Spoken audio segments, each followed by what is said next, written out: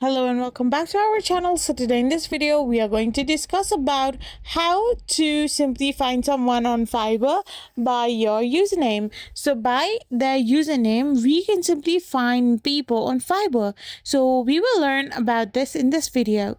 So simply open your Fiverr app, and once you open it you need to simply tap on your search bar and type in the username you want to search. So once you have typed it in, you can simply tap on the search button and you will find this kind of interface on your screen. So there you need to simply scroll down below, and there you can find an option called search username for the person that you have typed in. So simply tap on that particular option and it will redirect you to this interface where you can find everyone, like the people with that username on Fiverr, available on your screen. I hope you found this video helpful, so don't forget to hit that subscribe button and do give us a thumbs up. We will be back again with more informative videos.